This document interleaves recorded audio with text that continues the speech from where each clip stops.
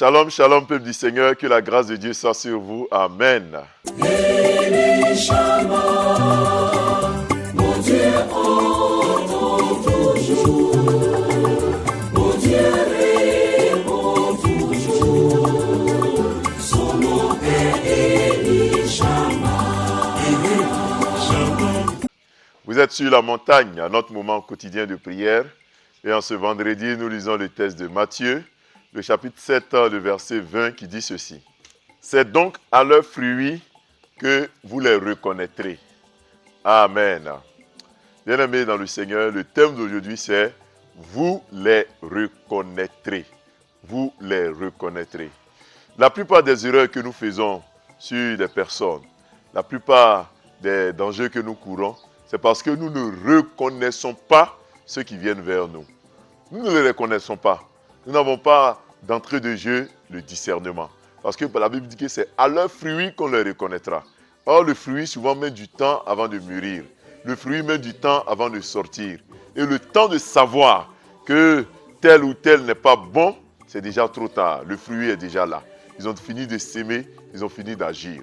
La Bible dit, vous les reconnaîtrez à leurs fruits.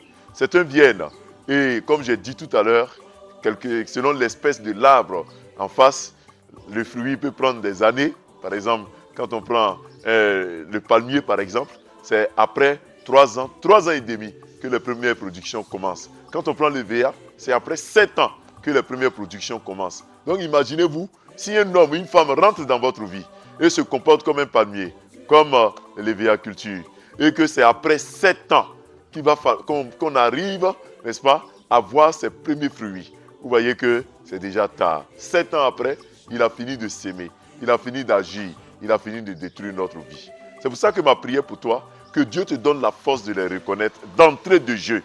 Dès que la personne rentre dans ta vie, dès que la personne met les pas dans ta vie, que le Seigneur te donne le discernement pour savoir qui il est.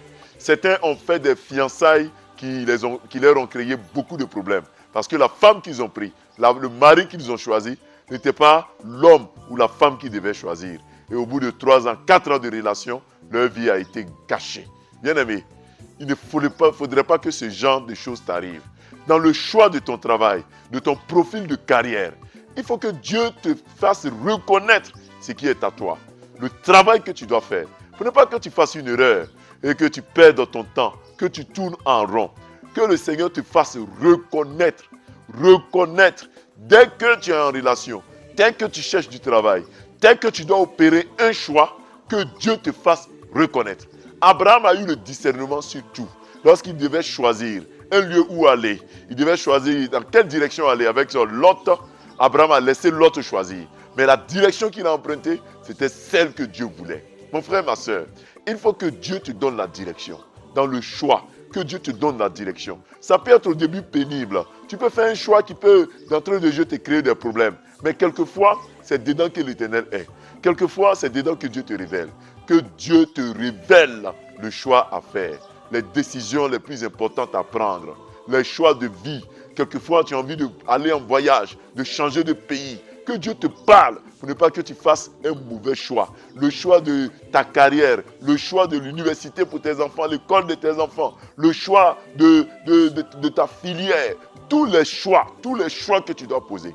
Que l'Éternel te fasse reconnaître le bon et le mauvais. Vous les reconnaîtrez. À partir d'aujourd'hui, les gens ne pourront pas te tromper. Les loups ne viendront pas te tromper. Vous les reconnaîtrez au nom de Jésus-Christ. Amen. Prions notre Dieu. Père, notre Père, nous te célébrons en ce vendredi qui marque le dernier temps de prière de cette semaine. Je prie, Seigneur, que ta grâce soit sur nous.